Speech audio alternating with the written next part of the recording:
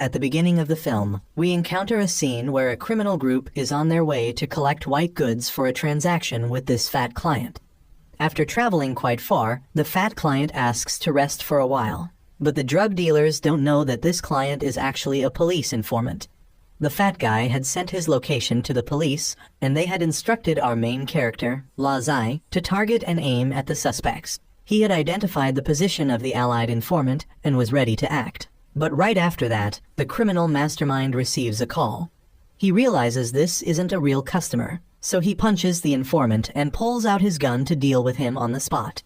The police team immediately takes action, not understanding how their informant was exposed, while Lazai quickly shoots the mastermind to save the informant. He fires several more shots to take care of the henchman. One tries to hide behind a tree, but he shoots through it and kills him. With only the mastermind remaining, he takes the police informant hostage and threatens them. They then escape, and the police's signal suddenly disappears. Lazai later arrives at the last location where the informant's signal was detected, and his team leader, Captain Wang, along with the entire team, also arrives. They notice that the informant had left a fan pointing in the direction where the criminals might have fled. Captain Wang asks the forest guard if there's a possibility the criminals could be hiding under the water pond, but the likelihood is very low, as almost every year dead bodies are retrieved from there. Local people and animals avoid this area, with locals calling it the man-eating pond. Although they don't really believe in these superstitions, while they don't fully trust the forest guard's words, they ask for his understanding as they need to approach the pond for their work. They won't force him to follow, so he can leave. Knowing he can't persuade them further, the old man leaves. After marching for a while, Lazai suddenly sees a strange image in his mind. When his teammates ask if he's okay, he thinks something just got in his eye. They later find a passage behind a waterfall, and Captain Wang asks them to carry only the lightest equipment to proceed. Going quite deep inside, they discover a dried corpse by the path. Upon examination, the corpse's hands are positioned as if in prayer, but they can't find any other path. Suddenly, Lazai removes his glasses and is surprised when the cave suddenly lights up and many face-like shapes appear. His eyes glow, and the ground begins to crack. A demon-faced statue appears right in front of Lazai. He approaches to touch it while everyone around still doesn't understand what's happening. As soon as he puts his hand into the statue's eye, he unexpectedly causes the entire cave to shake, but then a door opens. Inside is the criminal's warehouse, but when they check, they're all surprised to find the boxes completely empty. Suddenly, the informant runs out and tells them to flee because there's a monster inside. The mastermind also runs out, throws away his weapon, and begs them to arrest him, as long as they get him out of there. Before they can understand what's happening, the door suddenly closes. The fat guy blames the mastermind for choosing this cursed place to hide the goods. Captain Wang asks him if there's another way out, but he believes they'll all die here because there's a fierce monster inside. Captain Wang decides to go in to check the situation, but the fat guy says he won't go back in there again. However, since he knows the situation inside better than anyone else, Captain Wang needs him to come along. Besides, this is their job, so the fat guy shouldn't forget what his position is. Lazai gives him a gun for self-defense. They then proceed inside and reach the second exit. The mastermind opens the door for them and demands they try their best to get him out alive. Captain Wang asks them to stay alert. While moving inside, Lazai asks the fat guy why he wasn't afraid when he had a gun pointed at his head in the forest, but is scared now, to which he replies that you can't negotiate with monsters, but you can with people. 2 soldiers in the group are then caught and killed by the monster that rushes toward them. The team unleashes all their firepower at the monster, but when it shows no reaction, Lazai and a teammate move forward to check the situation. They find the soldiers' bodies, but no monster. It suddenly appears and swiftly moves across the cave's stone pillars. Lazai is attacked, but manages to throw both the monster and his gun away.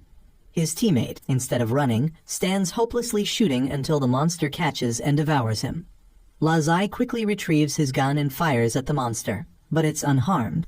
He then aims for its head, continuously firing at one spot until he finally creates a hole, causing the monster to dissolve into small black beads.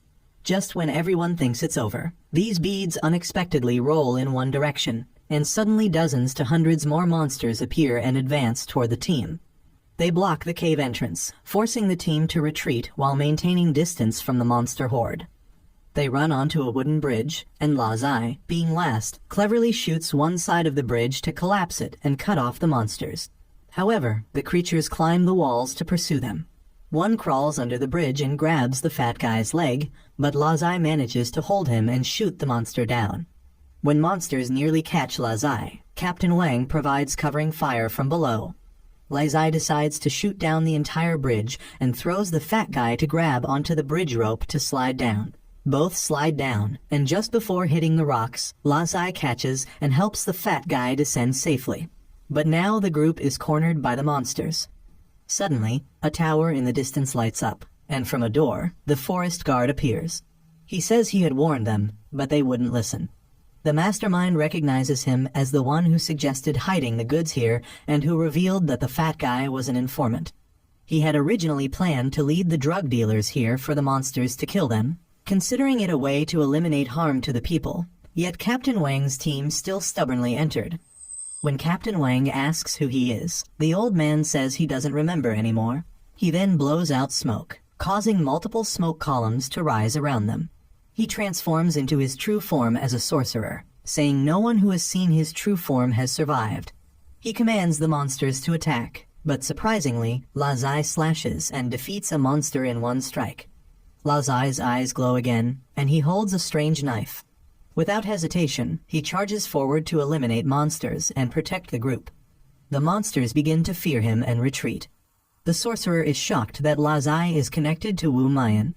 When Lazai says he doesn't know who Wu Mayan is, the sorcerer explains that person is the owner of the knife Lazai is holding, but it doesn't matter as no one will leave alive. The sorcerer summons 2 water columns to drown them, but suddenly his magic is instantly broken by a barrier. A man then flies down from the cave ceiling. The sorcerer is shocked to see it's Wu Mayan, who notes the old man's boldness in daring to speak his real name. After landing, Wu Mayan gives him 2 choices, suicide or execution. The sorcerer claims he's been practicing cultivation and summons stone pillars. The mastermind falls from height and dies, while the fat guy and Captain Wang are being lifted up. Wu Mayan waves his hand, making the stones vanish. He approaches, dodges the sorcerer's attack in one step, knocks away his staff, and points a gun at his head. The sorcerer begs for mercy, admitting his past mistake of stealing Wu Mayan's elixir. But Wu Mayan holds grudges, so the sorcerer offers another condition. He had shared half of Wu Mayan's elixir with someone else, and if he dies, Wu Mayan won't know who it is. Wu Mayan gives him one chance to reveal his accomplice. The sorcerer reveals it was his nephew. Wu Mayan then tells Lazai to take his gun and kill the sorcerer. The sorcerer accuses Wu Mayan of breaking his word, but Wu Mayan clarifies he only said he wouldn't kill him, not that he wouldn't let someone else do it. He immediately rushed to grab Lazai's knife and slashed Captain Wang's leg, then used him to threaten Wu Mayan. However, Wu Mayan asked if he remembered whose knife he was holding. He was then thrown off, and the gun was handed to Lazai to finish the job. While Lazai hesitated, the man tried to fight back, forcing him to shoot. Wu Mayan then approached and used the knife to destroy the tower that the sorcerer had built. After the tower collapsed, surprisingly, Wu Mayan held a golden skull in his hand. The evil energy from the sorcerer suddenly flew into Lazai's body, causing him to lose consciousness. He hazily saw a plane coming to pick them up, and later saw the fat guy carrying him out of the cave. In his dream, Lazai saw something about him being sealed in the past. When he woke up, he found himself in a hospital bed. Seeing a knife nearby, he grabbed it. While walking around, he discovered someone nearby and approached with a knife, but it was just the fat guy looking for something. He wanted Lazai to calm down and revealed that he had been unconscious for 3 days. When Lazai tried to open the door, the fat guy mentioned he had been trying to open it for 3 days without success. Suddenly, someone opened the door, so both of them hid, and Lazai attacked the person entering. However, this girl managed to take his knife and counterattacked. When Lazai grabbed a curtain to block her vision, she cut it in half, commenting that for a special forces soldier like Lazai, he couldn't even hold a knife properly. A man approached and asked the girl, named Bai Lu, not to be so agitated and to return the sword. This man was Wen Ming. Wen Ming explained they were being held for health checks. Since there were no issues, the fat guy wanted to leave, but Bai Lu stated that the M Dio Bureau wasn't a place they could come and go as they pleased. Wen Ming asked them to follow him as the bureau chief was waiting. On the way, Wen Ming explained that the M Dio Bureau was responsible for handling cases that ordinary people couldn't solve, such as their recent incident at the lake. Wen Ming then took them to a villa on the mountain. Upon entering, he immediately led them to the bureau chief's room. The fat guy thought the bureau chief must be impressive to have his own chef, but Wen Ming corrected him, explaining that this was Gao Liang, their bureau chief. The chief invited both of them to eat and informed them that they would become investigation officers of the M Dio Bureau. Wen Ming wanted the chief to assign them to his Department 1, as Department 2 had always taken the good staff. But the chief questioned why he was rushing when they hadn't even signed contracts yet. The fat guy refused, saying he had no talent for this work, and Lazai felt he was better suited for military service. The chief didn't want to force them, saying the job needed mutual agreement, but they couldn't return to their original units as they had already signed military transfer papers. Although they hadn't personally signed these papers, the fat guy told Lazai that the chief had blocked their retreat from the beginning. With no other options except becoming police officers or security guards, they might as well take this job. When the fat guy asked about the job's difficulty, the chief mentioned that while challenging, the benefits were 10 times better than their previous jobs. Hearing this, both accepted. Wen Ming then led them to his department. According to the contract, this would be a lifetime job with no end date. He then took them below the villa to a massive base and their workplace. Upon entering, they met Pu Jun, who was fixing a toilet and known for breaking things in the room. When Wen Ming asked about the others, he learned they had all been borrowed by Department 2.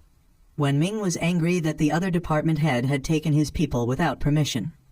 Shortly after, Bai Lu came to tell Wen Ming to get the new staff their equipment before closing time.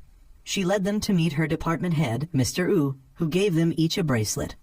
These bracelets served as access passes to the bureau, communication devices, and locators.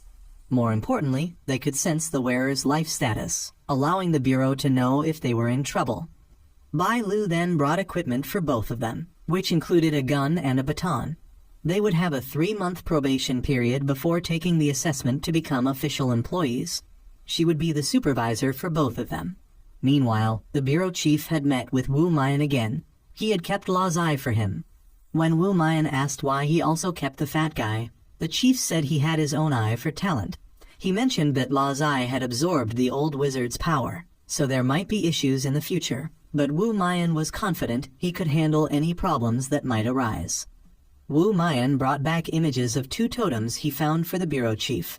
These totems were quite similar and belonged to 2 kingdoms that had disappeared in a desert. At this time, Bai Lu had taken the fat guy and Lazai to the library and asked them to read as many books as possible because there would be a test. The fat guy wanted Lazai to read for him and let him copy during the test, but Lazai hadn't even finished school before joining the army, so he might not understand any of it. Bai Lu advised both to read extensively as it would help them adapt faster to their work here. There were a total of 6 investigation departments here. Their Department 1 was for general investigation and used to be the largest until a traitor appeared and caused Department 1's authority to decline. Now Department 2 was the core of the Bureau. Only department heads were allowed to know about the traitor incident. Department 3 worked overseas year-round, so they were rarely at the Bureau. Department 4 specialized in survey work.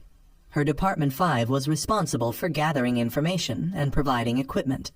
Department 6 handled tasks that Department 5 couldn't do, but she specifically warned them not to offend the head of Department 6. She then led them inside, where they saw a group of people passing by. This group was from Department 2, and the person in the middle was Department 2 head named Qiu Bulau. Director Qiu and Wen Ming wondered why the other party was here. Bai Lu explained that for this case, the bureau chief wanted Departments 1 and 2 to work together, but both department heads disliked working with each other. Director Qiu thought it was normal for him to arbitrarily borrow people from Wen Ming since Department 1 hadn't solved many cases in the past year. With the previous betrayal incident, Department 1 had lost even more influence. Director Qiu also advised Wen Ming to resign soon. Department 2 was now rising to the top of the Bureau due to their higher case-solving rate, and people were saying that if the bureau chief retired, Director Qiu would take over. The fat guy wanted to skip this case, but Wenming made him go to avoid rumors that he couldn't control his staff as a boss. When departing, the bureau chief informed that their mission this time was to investigate an ancient ruin under the desert. Previous investigation showed this ruin was related to a legendary ancient country. A 5-person archaeological team had entered the ruin but never returned. A rescue team had also gone in but hadn't come out yet, so their M Dio Bureau was deployed to handle it.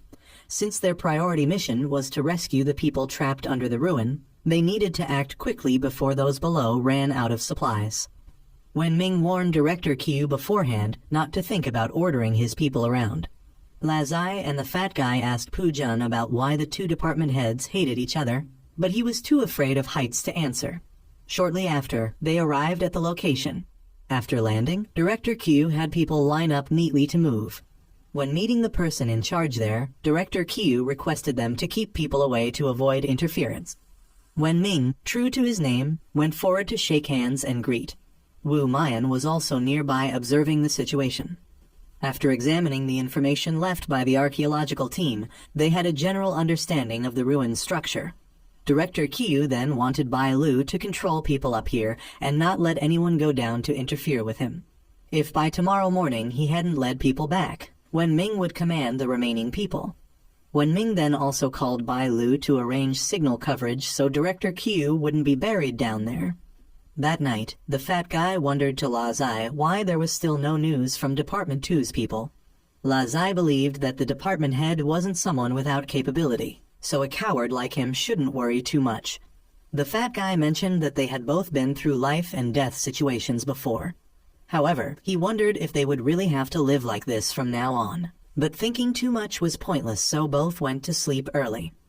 At midnight, Lazai suddenly saw a herd of goats passing by nearby. He followed one goat, and the fat guy, discovering Lazai's midnight departure, grabbed his coat and followed. Bai Lu also noticed both leaving their tents. The fat guy caught up to Lazai and asked what he was doing out here at midnight. When Lazai mentioned the goat, the fat guy didn't believe him since there shouldn't be goats in the desert. Lazai then couldn't see the goat anymore and thought maybe he was seeing things.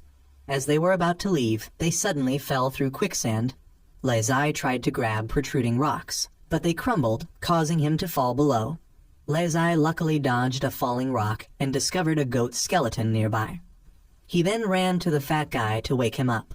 When calling didn't work, Lazai slapped him hard to wake him.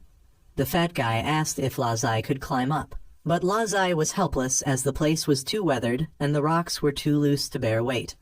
The fat guy tried to call for help, but there was no signal, so they had to give up. Lazai suddenly saw a creature standing on the fat guy's head and pointed his gun at it, asking him to stay still. The fat guy couldn't see this creature, so asked Lazai not to shoot, but the creature lunged forward, climbed onto Lazai, and bit his hand. It then took the gun and pointed it at both of them.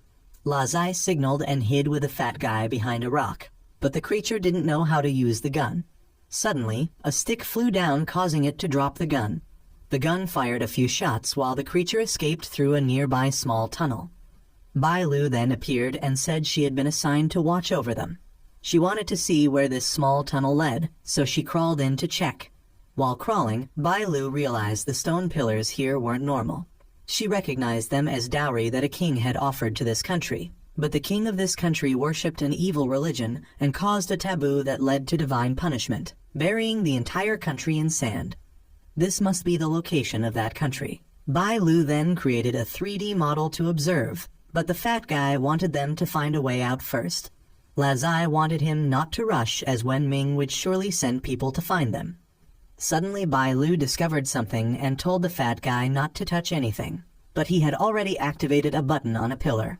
The ceiling began to shake and was about to collapse, forcing Lazai to rush and push both of them away. The next morning, when Wenming came to the tent looking for Lazai, both were gone. Bai Lu was also missing, so Wenming had to have people investigate the surroundings. Meanwhile, Lazai's group was still safe under the ruins, but Bai Lu didn't understand why the bureau chief let both participate in this case when neither had reached the level of a regular investigator. She called them troublemakers with a very annoyed attitude. However, Lazai then realized if they stayed here waiting, they would run out of oxygen to breathe, so he asked the fat guy to help move these stone pillars. Although he was still afraid of meddling again, they would die if they didn't act, so both pushed a stone pillar away, revealing a pole cord underneath.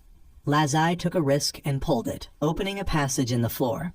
Lazai then noticed this place was about to collapse, so he told both to jump down first while he held the cord to keep the door open. He waited for both to go first before jumping down the slide himself. Lazai saw the creature from last night, but it disappeared when they exited the slide. The three then followed a path that led straight to what appeared to be the king's tomb. After looking around, Bailu asked Lazai and the fat guy to pry open that coffin. They tried but couldn't, so Bailu came to check and saw this coffin was made of bronze. People of that time believed that if buried in a bronze coffin, the soul couldn't transcend, so it seemed this king was framed by someone and trapped here. She then suggested they needed specialized tools to open the coffin, but Lazai took out his knife wanting to try prying it open with it. Bailu wasn't very confident but still let him try, and Lazai actually managed to pry the coffin lid open. They discovered inside was a wrapped corpse, and when Bailu looked at it, she realized this wasn't the king because the facial features didn't match those of people from this buried country. The fat guy then fumbled around in the coffin and suddenly fell straight down through a hole. When both asked him about it, he said it was quite dark down there and there were some paintings. Bailu also decided to go down to check, while that creature continued observing the group's movements. When Ming was very worried at this point, so he called Bailu's Section 5 chief to report that there was still no news from Director Qiu and Lasai's group of 3 had gone missing. Wu Mayan, sitting nearby, overheard this, and when the Section 5 chief said he would report to the bureau chief, Wu Mayan began to take action. Meanwhile, Lasai's group had actually reached the king's tomb. The paintings there told a story. The king of this country had a daughter whom he deeply cherished. The princess fell in love with a young man from a neighboring country, so the king reluctantly married her off. However, not long after, the princess died at the hands of her husband's family, who then led an army to attack her home country. The king had to use forbidden magic to create a black tornado and perish together with his enemies.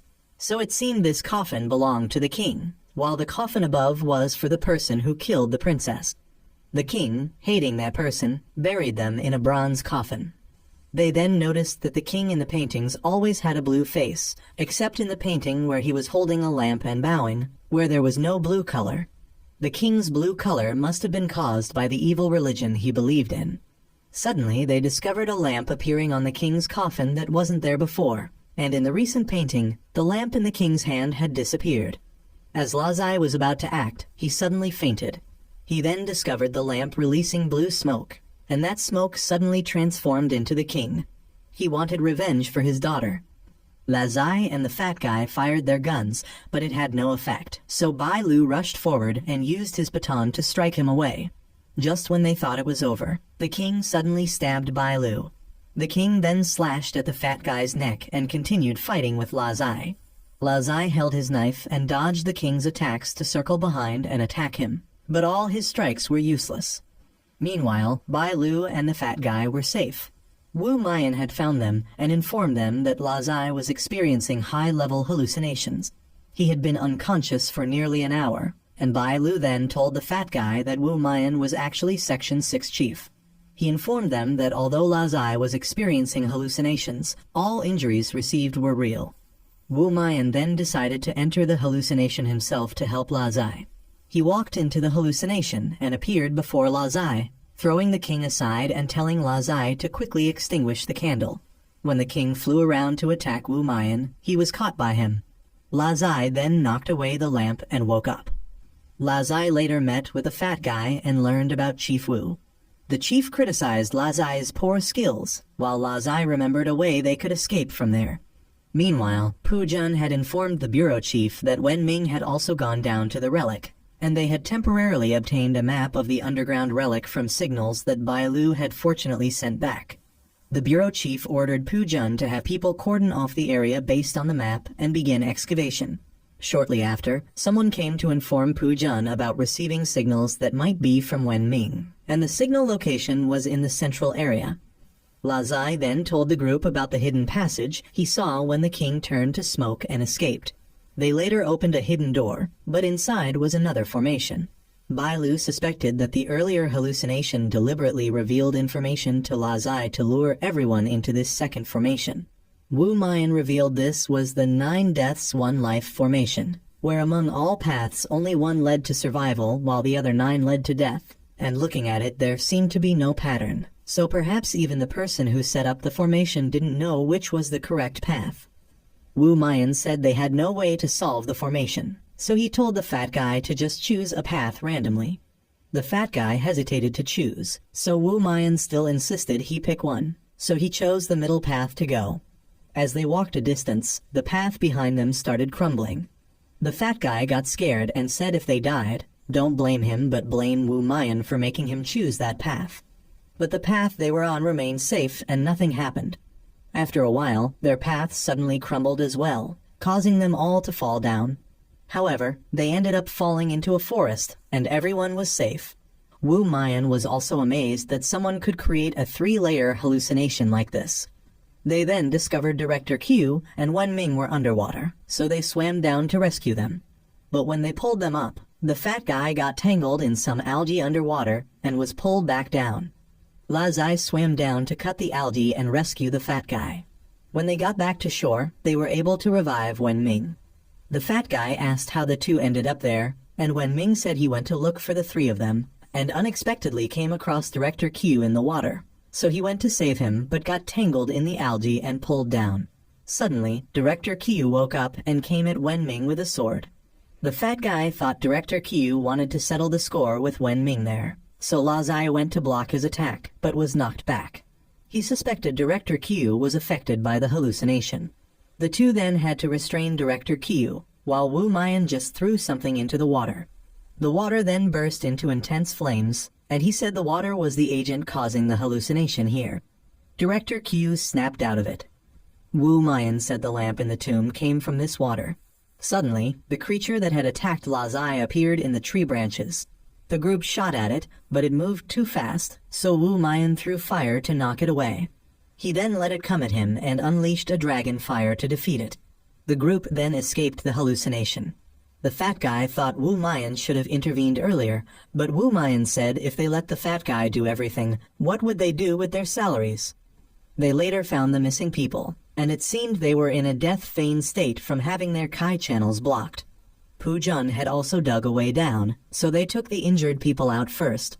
The fat guy noticed some valuables and wanted to take a few, and he found a necklace and asked if it was Lazai's, but Lazai just thought it was someone else's, so he would return it. Wu Mayan recognized the symbol on the necklace as familiar. The team then headed back after completing the rescue mission. The fat guy accidentally discovered some jade stones in his clothes. Wen Ming decided to divide them evenly, and Wu Mayan also took one, telling Lazai to come see him at a certain address after this case and not tell anyone else. Bai Lu then came in and demanded to know what they were hiding and forced them to hand it over. Not long after, back at the office, Wen Ming invited the fat guy and Lazai for drinks after completing the mission, as they had made significant contributions to help boost the reputation of Section 1. The Section 5 chief also came to drink with them, saying they should drink by the bottle, not cups. Wen Ming quickly downed a whole bottle and started getting drunk, saying the 2 new employees were the real stars. So he gave a bottle to the fat guy, who also drank it all and passed out from low alcohol tolerance. Lazai tried to leave, but was held back and forced to drink. The next morning, Lazai realized he had training, so he woke up the fat guy, but found him unexpectedly turned blue. Lazai had to take him to the medical department, but on the way they ran into Bai Lu. She examined the situation and took the fat guy to her section chief, who said it was likely from drinking the water in the tomb, and they just need to do an MRI to remove the discoloration. While they were there, the chief also checked Lazai, but told him there was nothing wrong and let him go. A spy of Director Q's had reported Lazai's condition to the chief, making him wonder how Gao Yang could let this thing be in the organization. At this time, the fat guy has returned to normal. Now he doubts that Lazai has an acquaintance with Wu Mayan, because Lazai has encountered accidents twice, and Wu Mayan has come to rescue him. Not to mention that the old Taoist priest said earlier that Lazai's knife also belonged to Wu Mayan. Lazai did not believe it much, but suddenly both of them were arrested by Director Qiu's people. During this time, the head of Department 5 had gone to meet the director and Wu Mayan to report the research results and warn that Lazai would soon be eroded by the old Taoist priest's dark magic. Bai Lu suddenly came to report that Director Qiu had captured Lazai and the fat guy, and was now fighting with Wen Ming. Wen Ming came to demand the release of the people, but Director Qiu believed that Lazai had the potential to become a rebel like the one Wen Ming had recruited before. However, the director personally came here and asked Director Qiu to release the people, as he knew well what was inside Lazai, so he had the head of Department 5 closely monitor Lazai's condition. But Director Qiu still believed that they had not seen the coffin and shed tears, so the situation would happen again as before. However, the director dared to ensure that if anything happened, he would take responsibility himself. But Director Qiu had a condition that he would be the supervisor for the entry test into the organization in 2 months. Bai Lu decided that from now on, she must train both of them carefully, if they do not want to be under Director Qiu's sword. In the morning, they started by jogging, then training chemical synthesis, then gun shooting, wrestling, martial arts, and many other things. They had to train from 7 a.m. to 8 p.m. every day, and then they could rest. A month passed, and one day Bai Lu took both of them to go shopping. She noticed that the fat guy was best to lose weight, because he had been training hard for a whole month, but still didn't lose any fat. As for Lazai, he was carrying a bunch of things that Bai Lu bought. She then reminded both of them to try their best for the exam next month, because Director Qiu would certainly not let them be at ease. If they failed, they would have to leave here. But if Lazai left the organization, the thing inside him would erode him to death, so he was forced to try his best to stay in the organization. A month later, the exam was held. Director Qiu said that their mission was to capture a person who was said to have eaten the poultry of the village in recent times, and he was currently hiding in this house. They had 30 minutes to bring the person back alive. It sounded easy, but they still needed to be careful. After the two of them entered the house, they smelled a pungent stench. After checking the house and finding no one, they heard a sound behind the house, so they ran out to see the target eating raw chicken. Lazai realized he was possessed, so he quickly ran away. The two chased after him, and he kicked the roof tile down to make the fat guy fall behind and find another way to go. Lazai kept chasing and threw a stick to make him fall, but he pushed Lazai back and ran away. But Lazai still caught his leg, and when he tried to run, the fat guy jumped down from the roof and pinned him down. The mission was completed, and the fat guy was taken away, but Lazai was called to stay behind to clean up.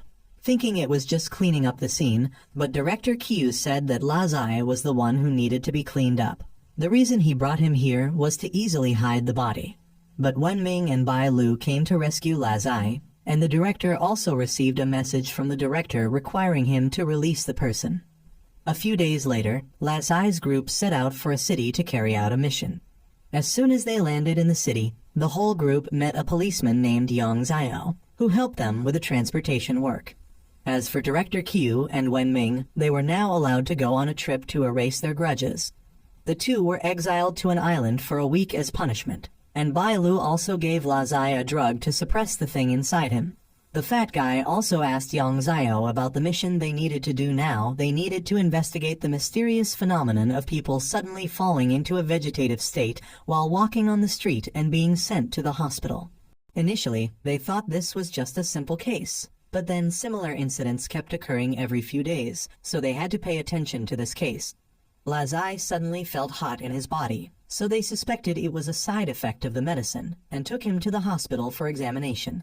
When they arrived, Yang Zhao informed them that unconscious patients were all taken to the hospital basement to avoid excessive media attention. There, both of them met Director Lam, who was from room 4 and had arrived before them but also encountered troubles, so all three were needed for support. According to Director Lam, all victims had the same mark on their bodies.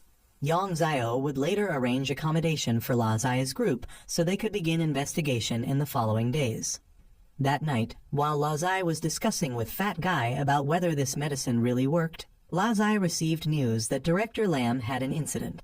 They later rushed to the hospital and met Bai Lu, who informed them that Director Lam was found unconscious on a chair and was hospitalized. They met Yang Xiao, who was bringing food to his wife. According to the nurse, Yang Xiao's wife had an accident a year ago. Their child died and his wife was paralyzed from the waist down. His wife had attempted suicide multiple times but was prevented by Yang Xiao, only to remain in a coma all this time. Yang Xiao had also incurred a large debt from caring for his wife. Lazai's group then went to Director Lam's place and encountered Wu Mayan, who was already there. He informed them that Director Lam had been possessed by an energy force similar to the one inside Lazai, but he had easily removed it and asked them to find something to contain this energy. Fat Guy found a water pot and asked Wu Mayan if he could extract the thing inside Lazai, but he couldn't handle this case. That night, Lazai woke up suddenly from a nightmare. Wu Mayan had extracted his consciousness to create an avatar so his body could rest while his mind could still work. He took Lazai into Fat Guy's consciousness to see. When they entered, it was a magnificent scenic spot, but going deeper, he discovered Fat Guy winning against all versions of himself in different types of chess games. Wu Mayan brought Lazai out and separated Fat Guy's consciousness too. He admitted the bureau chief was right, that Fat Guy wasn't ordinary. Wu Mayan asked Fat Guy to release that energy force, which Wu Mayan then grabbed and squeezed. It split into two and flew in different directions. Wu Mayan wanted both of them to search one path while he would handle the other. They later chased the black shadow to the hospital's equipment room. It hid inside, so Lazai went in while Fat Guy guarded the door. Suddenly the door closed and the shadow attacked Lazai. Fat Guy pushed the door open and came in. Then Lazai told him to call Wu Mayan using the red string Wu Mayan had given them. However, the shadow knocked the string into a water tank, forcing Fat Guy to run to retrieve it, while Lazai was controlled by the shadow. It wanted to take the old wizard's power inside Lazai. Since he was trying to escape from it anyway, he might as well let it have it. But Wu Mayan then arrived and began dealing with this shadow. He knocked the shadow away only to realize it was just a puppet. Fat Guy was startled because Lazai had died, but since this was just an avatar, there was no need to worry. Lazai in bed later woke up and knew that the shadow was just a puppet, so the controller must be nearby. Meanwhile, on a rooftop, several suspicious figures appeared and called the puppet controller Master, and this master turned out to be none other than Yang Xiao. During this time, Lazai reviewed the marks on the victims' bodies and found them familiar. Suddenly, they discovered insects crawling out from the marks. These were poisonous insects, and if they carelessly removed them, they would die and release toxins into the victims' bodies. What Lazai wanted to say was that this mark was similar to the symbol on a ring that Wu Mayan had taken from the tomb last time. Meanwhile, the people who came to find Yang Xiao were there to request his return to them, as he had been wandering for too long, but Yang Xiao needed more time. These three believed Yang Xiao was still attached to his dying wife, but he believed there was still a way to bring her back. The leader, Lu Yun, said he would let Yang Xiao do as he pleased, but first needed to hand over the location of this city's sacred artifact. However, he didn't know where the sacred artifact was because this city had changed greatly over the past 100 years. But Lu Yun claimed he wasn't easily fooled and would try to find it to show Yang Xiao. Yang Xiao then went to find Laxai's group. Bai Lu had given him the investigation files, so he asked Lazai to come to the station with him to handle some procedures. As soon as they left the hospital, Lu Yun pursued them by car from behind. Meanwhile, Bai Lu and Fat Guy decided to sneak into Yang Xiao's wife's room to see if she could be treated with the Bureau's technology. However, Fat Guy then discovered some green jade pieces under the bed. These were the ones he had picked up from the buried kingdom. Yang Xiao must have been there, and since Lazai saw the symbol on the victims' bodies matching the one on the necklace from that kingdom, everything must be connected. Bai Lu then called the director to inquire, and he cross-referenced information to discover Yang Xiao was the leader of an evil cult. However, they couldn't make any sudden moves for now. Yet, when hearing that Lazai had gone with Yang Xiao, the director became worried because the bureau chief had already handled all the procedures, so there was no need for anything else. Fat Guy then called Lazai, who heard the news but didn't rush to act, only asking Yang Xiao to take him back to the hospital. But Yang Xiao knew the truth and told Lazai to stop pretending. He then threw Lazai out and revealed he was one of the group Lazai had rescued from the tomb before. La Zai asked what he needed the old wizard's resentful energy for, and Yang Zio revealed he needed it to save his wife, though he would only know if it worked by trying. La Zai was then knocked down and was about to have his negative energy extracted when Wu Mayan texted La Zai to steal a car and escape. He was later blocked by Yang Zio, so he drove into a cliff wall to cause rocks to fall and crush Yang Zio while he escaped. He called Fat Guy and reported the location Wu Mayan had sent him, which coincidentally was where Director Lam said he had been attacked, so both sides decided to meet at that location. Fat Guy's group took a taxi to the meeting point, but the driver advised them against going there as it was an unlucky place. 20 years ago, a construction accident had killed 3 workers there, and after the building was completed, accidents kept happening to residents, so it had been abandoned for many years. La Zai had arrived and was about to enter when he suddenly heard someone following, so he drew his gun, but it was Fat Guy and Bai Lu both had been kicked out by the taxi driver upon arrival. Meanwhile, Yang Zio had escaped from the rubble and met Lu Yun again, who said he had found the sacred artifact's location and would no longer bother Yang Zio. But upon leaving, he sent people to the hospital. La Zai's group had entered the unlucky high-rise. As soon as La Zai stepped into the elevator, he saw crying visions of people who had died from elevator falls. The group then went upstairs to investigate. While climbing the stairs, Bai Lu suddenly heard something, so the group went up together. Upon rushing up, the entire floor was empty, but suddenly crazed figures emerged from the darkness. Not knowing if they were human or ghost, they had to run. But running upstairs, they were blocked by others. They soon surrounded all 3, so Bai Lu attacked first. When they realized these were puppets, Fat Guy and La Zai drew their guns and shot. But as soon as they dealt with them, they returned to normal. Suddenly Wu Mayan flew up and used magic to eliminate all the puppets. He told them to go to the basement, not upstairs. Once in the basement, there was a jade piece, and Wu Mayan asked all 3 to help him clean around it. At this time, Yang Zio was very angry because Lu Yun had used his wife as a hostage to force him to take the sacred object from Wu Mayan, and everyone knew about Wu Mayan's power. Yang Zio then returned home for a visit to reminisce about memories with his wife.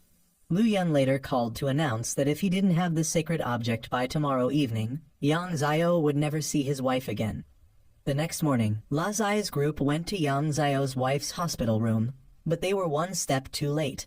Wu Mayan had given the bag to La Zai and informed them that the sacred object was inside, and Yang Zio had learned about this, so he waited outside the hospital to follow La Zai. After Bai Lu left first, Yang Zio immediately approached and rammed into La Zai to steal the bag. Yang Zio managed to escape and even shook off La Zai, but he was caught by Wu Mayan. Yang Zio believed this thing originally belonged to him, so he was just taking it back. But Wu Mayan also wanted to reclaim what belonged to him. Yang Zio knew he was referring to the half-pill that the old sorcerer had stolen from Wu Mayan. Yang Zio didn't keep that half the old man had just used Yang Zio as a shield.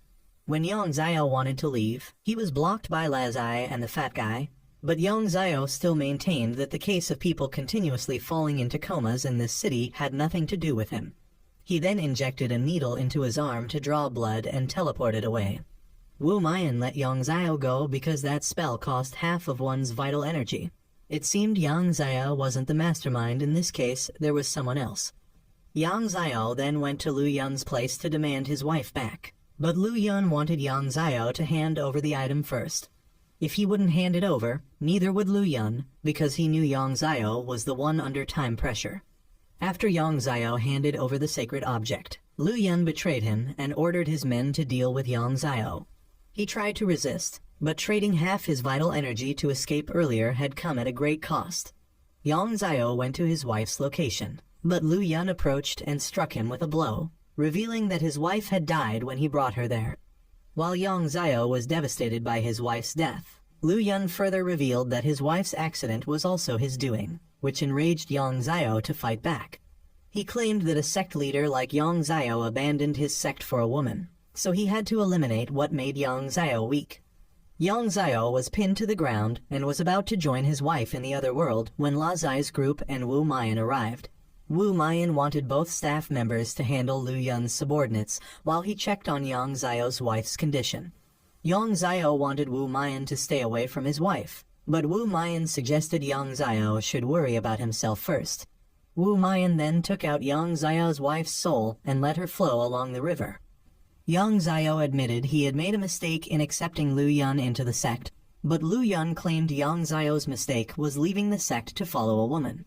Both had been seriously wounded by each other, so Yang Xiao threw needles to make the iron container on the ceiling fall. When on the ground, Yang Xiao was about to finish off Lu Yun, but La Sai's group stopped him because if Lu Yun died, the people in the hospital would die too. Yang Xiao didn't care, but Lu Yun still gloated that if there were people paving his way, his death would be worth it. Bai Lu called to report that people in the hospital had started to act like zombies, so Wu Mayan told them both to return while he would handle things here. Lexai's group returned to Bai Lu to prevent the people inside from escaping the hospital. Meanwhile, Wu Mayan gave Lu Yun a beating and then put a centipede in his mouth. Saying he didn't like conditions and wasn't patient, either Lu Yun would remove the poison worms, or he would make him suffer worse than death. While La Sai's group was struggling with the patients, suddenly the poison worms were removed, but Bai Lu still wanted them to capture and deal with all the poison worms before they escaped outside. Although the poison worms were eliminated, Wu Mayan didn't immediately let Lu Yun go, but would take him back to the Bureau for investigation. He then asked Yang Xiao what he planned to do now since he still had a way to help Yang Xiao meet his wife again. But before he could ask, Wu Mayan knocked him unconscious. When he woke up, Yang Xiao was in the hospital and received a letter that Wu Mayan had left for him.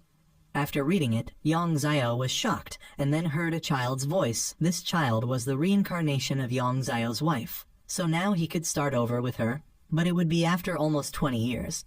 The next day, La Sai's group returned to headquarters, and the fat guy asked Bai Lu about whether they get vacation time from work. She explained that after each mission, they are given a certain number of days off based on the difficulty level of the completed mission. The highest is Z-level missions, after which they can take as many days off as they want. They had completed 2 B-level missions, so they would get 6 days off. They then surprisingly heard news that a new employee had been recruited to Wu Mayan's room 6. The fat guy was surprised because Wu Mayan had never recruited anyone before. He went to check and was shocked to find that the employee was Yang Xiao. He would now be their colleague, and La Zai pulled the fat guy away, saying they couldn't understand Wu Mayan's wishes. Meanwhile, at a mountain temple, monks were hurriedly preparing the temple for a wedding. The abbot believed that if foreign priests could do this, Buddhist monks certainly could too. The abbot demanded his disciples fix everything according to his wishes. Suddenly, a disciple burst into flames after touching a broken incense stick, so he quickly threw him into a water vat to extinguish the fire. He then discovered someone outside the temple gates. He recognized this person, so that night, he called the bureau chief to report that someone they thought was dead was actually still alive. The next morning, La Zai went to visit his old comrade's grave and met Captain Wang there. He wanted La Zai to never forget his duties as a soldier. Right after Captain Wang left, Bai Lu suddenly came to find La Zai and asked him to stop his vacation for an urgent mission. The fat guy was now driving Yang Xiao to do the mission together. They both picked up La Zai and Bai Lu and together went to the mountain temple. La Zai saw the temple had become a wedding venue and knew the old abbot was up to something. He not only knew this place, but had lived there since childhood. Bai Lu then knocked on the door to call someone to open it, and this person accidentally recognized that La Zai had returned. Meanwhile, the person the bureau chief was worried about was now at the base and began investigating La Zai's group. He knew the whole group had gone to the temple and knew the bureau chief had indeed acted very quickly. He then went to the experimental samples he created to activate them. He wanted to see how Gao Liang would continue being bureau chief when each staff member was lost. He had waited a long time for this moment and was determined to carry it out. The monk then told La Zai that the abbot regretted losing a talent like him. La Zai thought he regretted not torturing him for a few more days. They then met the abbot, who was very happy that La Zai had returned. He had been intentionally strict years ago, hoping La Zai would one day join the M Dio Bureau to work.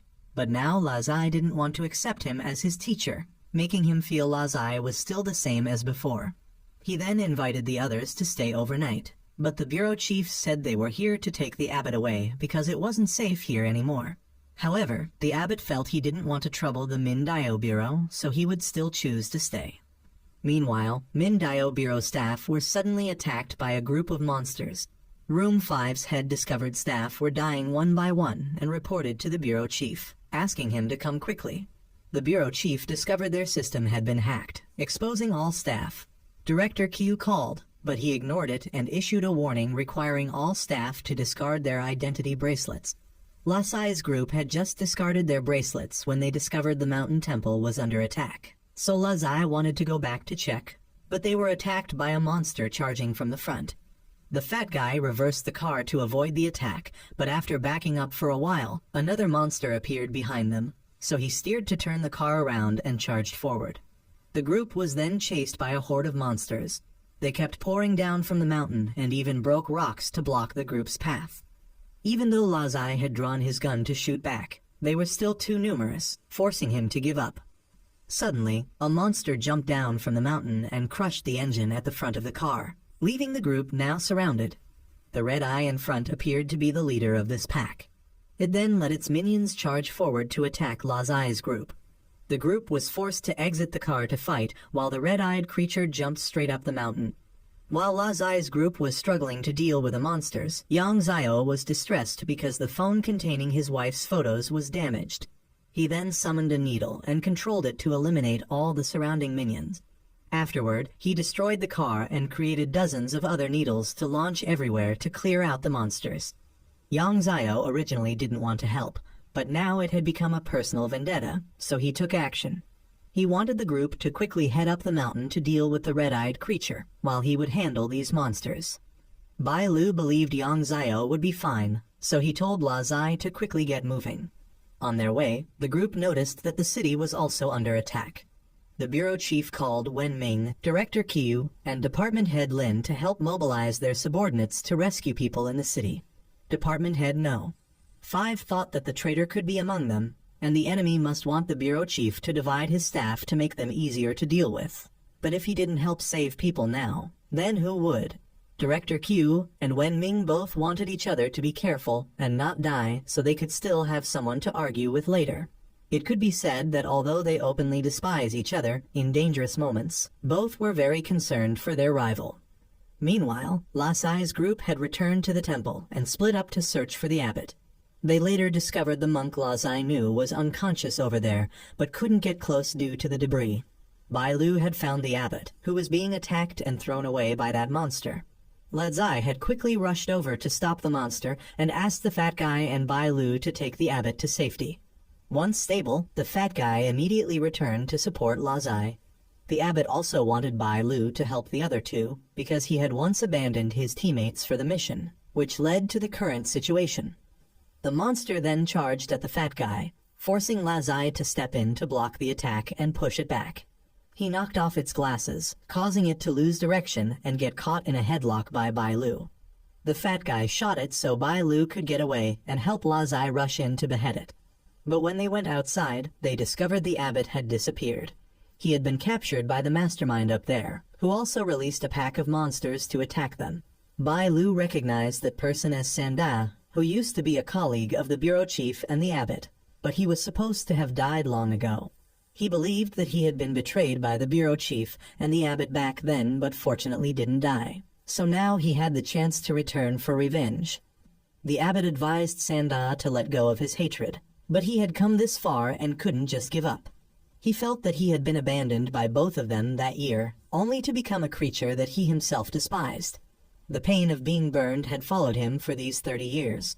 Sanda then noticed Lazai and revealed a secret to him, that he would die sooner or later. But what's more frightening is that he wouldn't die, but would become something neither human nor ghost like himself. The reason Gao Liang kept him and let him join the M Dio Bureau was because he was a dangerous element that needed to be eliminated. He kept him to exploit his labor so that if he died, there would be no loss. But trust him, that one day the M Dio Bureau would turn against him just as they're turning against him now. So he might as well follow him, and he would teach him how to use the power within him.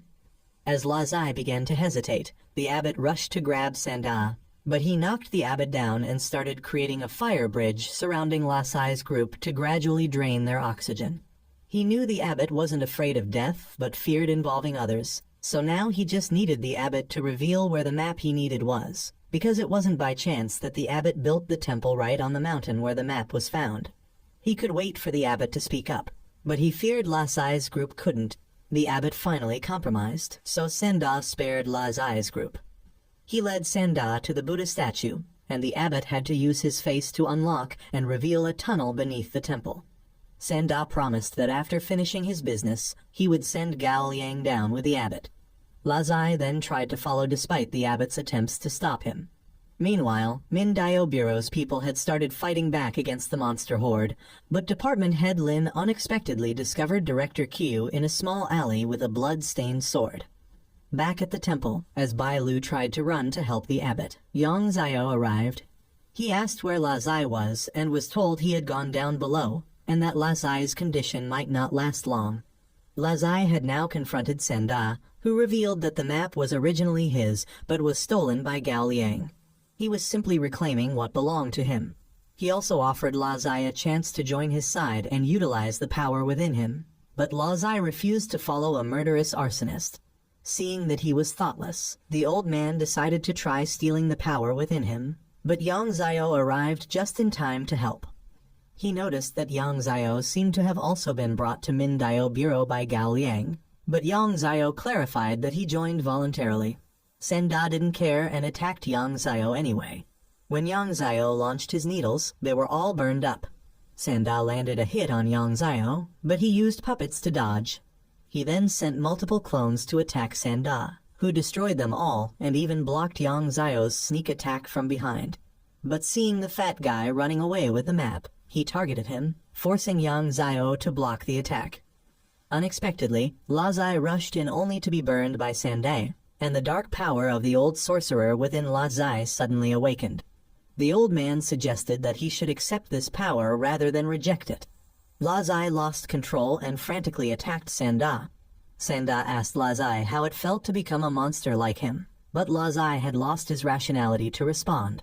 Senda could only focus on Lazai while continuously dodging and blocking his attacks. But Lazai used his knife to launch an attack that blew Senda off the mountain and straight into the river. Lazai then turned to attack the fat guy. Yang Zhao stepped in to block but was thrown aside.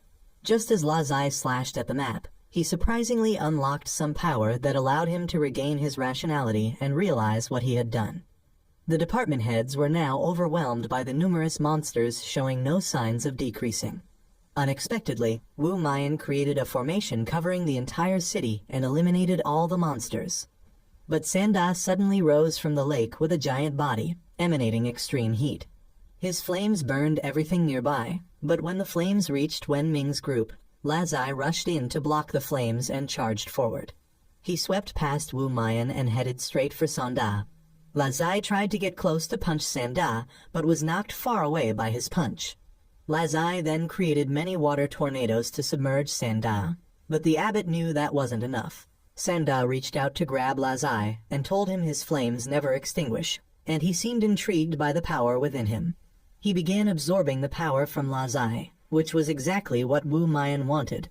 As soon as Senda started absorbing, Wu Mayan rushed in to grab Senda's head and pulled him out of that giant body. He revealed that he could have dealt with Senda long ago, but deliberately waited to use him to extract all the evil Kai from Lazai. The old man still tried to attack Wu Mayan with that giant body, but Wu Mayan blocked it with just one hand and gave Senda a bullet to the head. Lazai then fell into the water, and in his mind, Wu Mayan told Lazai to choose one side of a coin and gave him a choice. Many days later, Lazai suddenly left M Dio Bureau, while the bureau chief and the abbot wanted Lazai to walk his own path. They later decided to have a drink together after many years apart. As for Lazai, he now possessed new power. His hair had turned white, and both his eyes glowed. The film will continue in the future, so we'll wait to see how powerful Lazai's new abilities will be. For now, goodbye.